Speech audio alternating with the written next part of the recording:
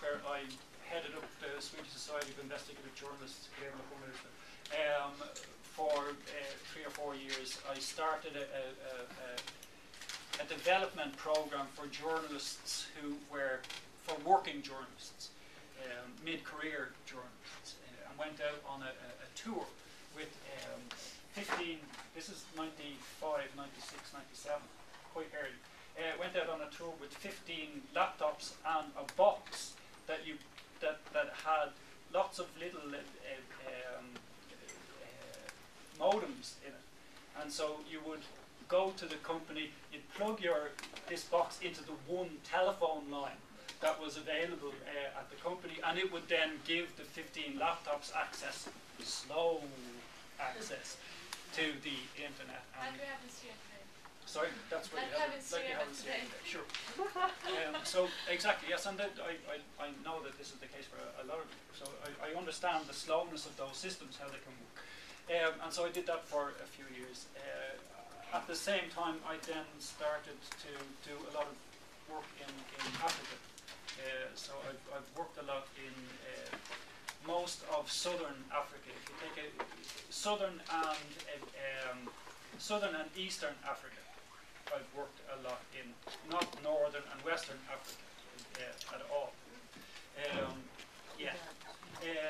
And so I did a lot of projects in South Africa, in working with, for over the past 15 years, I've been working with different projects in South Africa, Southern Africa in general, and particularly now working with mobile phones as communication devices.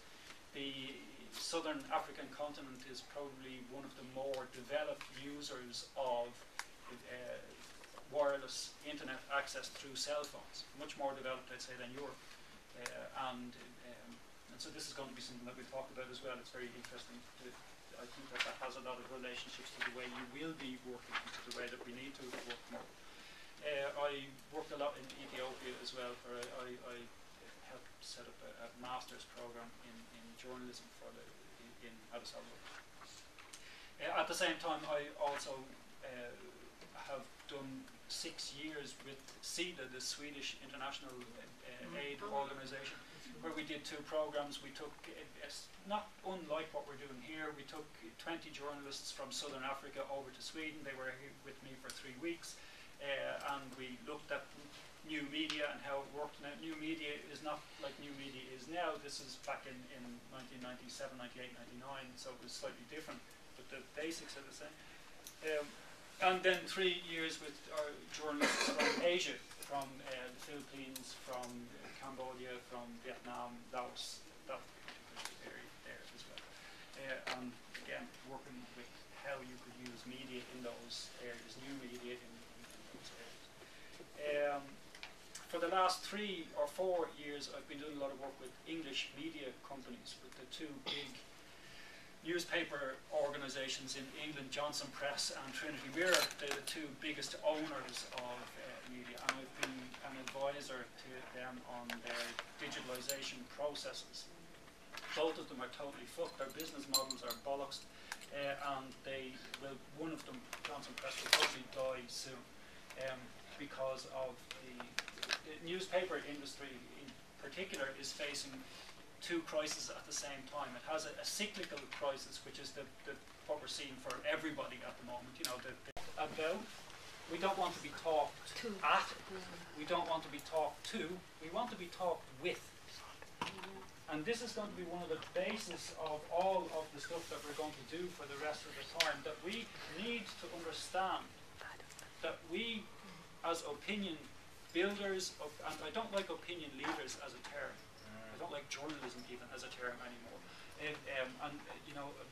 Journalists, we see ourselves as storytellers, and I think that dramatically has to change. That we no longer can be storytellers, which puts us in a position of power. We need to be story builders, which allows us to, together with other people, create stories that are much more anchored in people's daily lives. And this is again one of the things that we'll be looking at when it comes to opinion building, that we very often see ourselves as opinion leaders. And we need to ask ourselves, what does that mean? Does it mean that we have to always be the ones who have all of the ideas, who always push them forward and hope that people will follow us? I would say no. That's not what it means.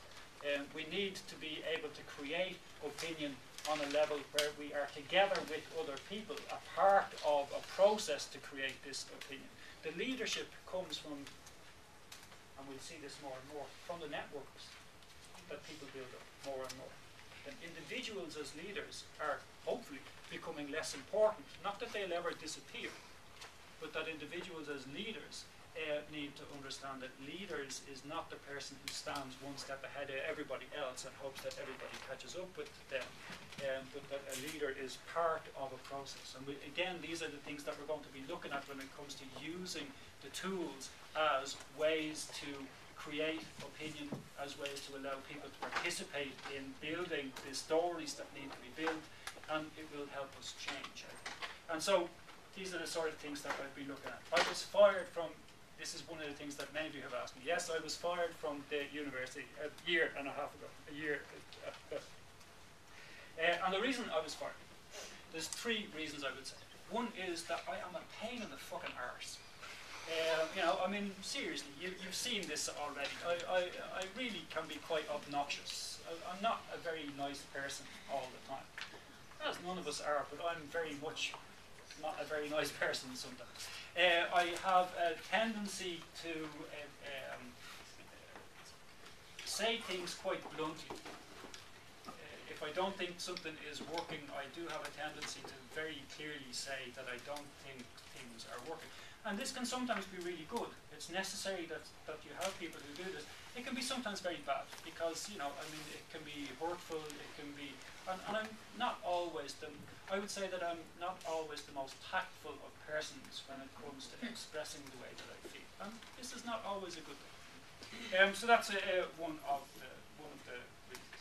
But the main reason really was that we had a long discussion about the future of journalism education, where I believed that the Stockholm University, and I'm saying this online, that the journalism department at Stockholm University was teaching the way journalism was. It was teaching the craft of journalism as it was in the the 1900s. Most universities are. This is the university. And I believed that the role, and I believed, and still do, that the role of a university journalism department should be to not teach how things were done, but to look at how things could be done, and to try and have an education that will allow people to actually engage with the way that journalism is changing, the way societies are changing, the way we need to change as journalists. And this was a problem because it placed the self-image of journalism becomes problematic in that case. It was a power struggle about the future of journalist education, and I lost. And after 4 years of a war of attrition in the journalism school, sometimes you just lose. What was their reason? Well, again, and remember, you're getting this filtered through me. I'm not saying that this is the truth. I'm saying that this is my truth. So you would also need to ask other people in the university how they felt about this, and you will get a different story, of course.